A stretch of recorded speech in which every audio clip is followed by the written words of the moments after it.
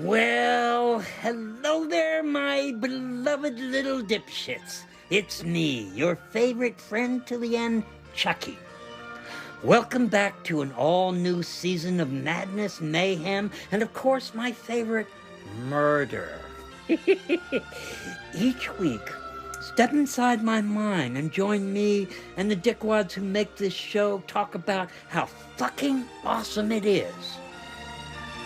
And I'm going to start by breaking down what I live for, the killings, because no one knows murder the way I do, and I always give extra points for creative execution. So, without further ado, let's dig in, shall we?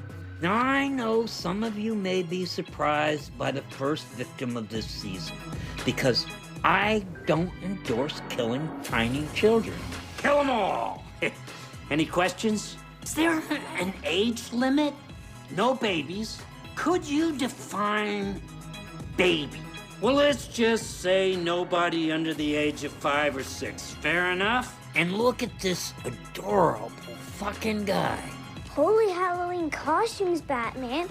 Now the kid's got a future in cosplay. My bad, okay? What was I supposed to do? I had a plan. It was a suicide mission to take out those meddling middle schoolers. That little boy wonder just got in my way. Let's see where it all went so wrong. The kid grabs the bomb, trying to be a superhero and save the day. But everyone else thinks they're safe. But not so fast. Here I come, sneaking up out of nowhere with my lightning-fast speed. The kid sees that smoking hot doll. He pauses. He panics. But me, no hesitation. I guess my big plan really blew up in his face.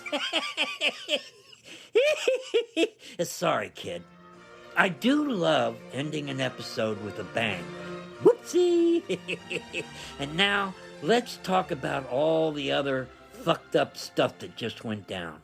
Set. Here we go. Ready? And action. Okay, let's do this.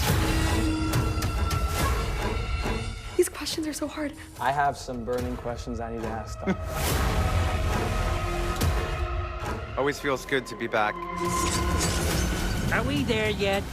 Hi, I'm Don. Excuse me.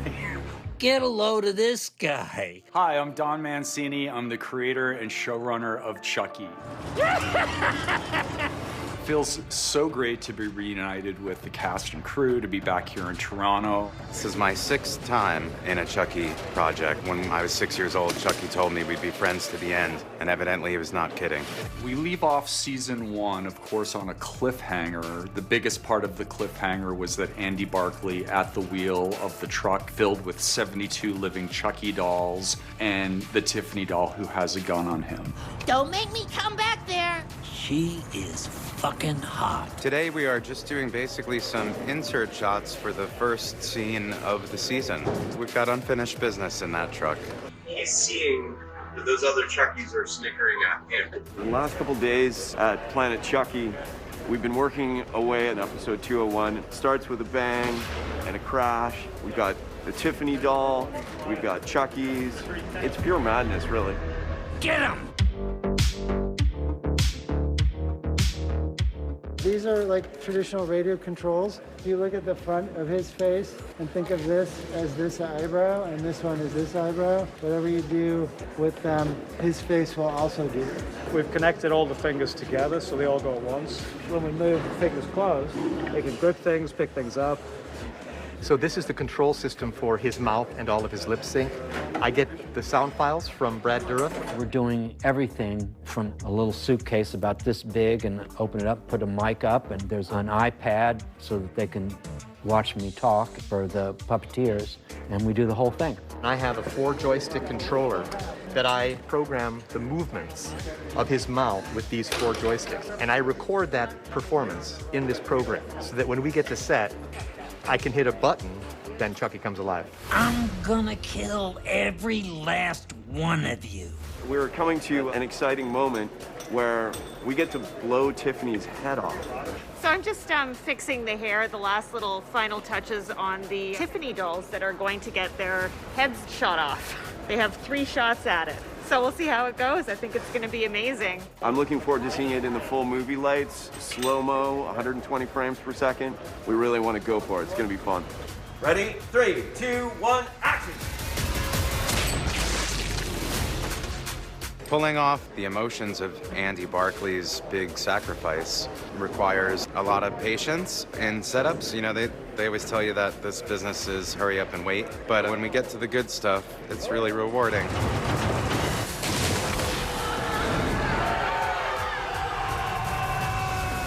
Thank you so much, man. Before last year, we'd never done anything Halloween related with Chucky, and it seemed like such a no-brainer. We knew the show was going to be airing during the fall last year, same as this year, so I just thought, let's do it again. Halloween is the perfect holiday. It's always a killer time. It's a very different Halloween this year. Our kids have learned something since then. Chucky is up to something new. In fact, the title of episode 1 is actually called Halloween 2. Isn't that clever? I mean, the goal right now is revenge. It's power, it's being able to dominate. He's kind of got that down to pat. The Halloween costumes on this set never fail to amaze me, but I think Chucky takes the bag. Last year was Hello Kitty, this year it's the ghost of Halloween past. It's basically just a cloth with 2 eye holes. It was important to me that season 2 have its own identity, have its own unique feel and tone. We pursue the line of the romance between Jake and Devin. I love you, Jake. I love you more, Devin. It's complicated, I guess I have to say. You know, we haven't really seen each other in a while, and Devin wants to, you know, see more of him, see more of Jake. You're separated, so it's hard to kind of connect again, and that's kind of hitting both of them pretty hard. We kind of start off and we have this idea that we're going to be seeing each other a lot, and we share that wonderful, delightful kiss. Then we don't see each other for a while. 6 months. 6 months. And that's kind of the start of our, I guess, relationship problems. The characters and the actors are a year older now. They have new obstacles in their path. When we start off season 2, we see Lexi has transformed into a completely different person. So Jake and Devin, they've all gone through so much and so much loss, so much grief, and they are really different people now. Lexi obviously has changed her look. She wants to be nothing of the person she was before, and she's really just trying to get through and cope in any way she knows possible. Action. Gary, no! Okay, cut it. Great. So this is the first scene that we see that Chucky's back, and I couldn't help but just like smile at him. I was like, it's kind of cool seeing him working again. Chucky, being the DIY king he is, brings this homemade bomb to Lexi's house, hoping to blow up all the kids and himself, which he's never done before. Chucky is back, bigger, and 10 times more dangerous than before. You have no idea what I got up my tiny little adorable sleeves. Why did Zach kill Gary? I did not kill Gary. It was Chucky. Jake's formed this strong brotherly bond with this kid, Gary, and following a trend, Chucky seems to jump in his life and ruin everything. He's gonna blow us on the smithereen. He killed Gary, and throughout the series, we see how that guilt affects Jake and how it motivates his decisions. This scene sets us up for the rest of the season where, you know, we get blamed for the bomb because who's going to believe Chucky and he's a doll. So we get sent to this new place and, you know, we're trying to figure out how to fight Chucky here in a totally different environment. Boom! I see the reform school as just a whole new playground for Chucky. Now he has the 3 people who he's wanted to kill the most in this super creepy Hogwarts-like setting. I thought it would be fun to plug Chucky into the sort of tone that a bunch of movies that I loved as a kid had. Movies like The Omen and The Exorcist. Just having Chucky interact with nuns and priests and confession, all of that just seemed inherently fun to me. You think that was wild? Wait till you see what those assholes do in the next episode.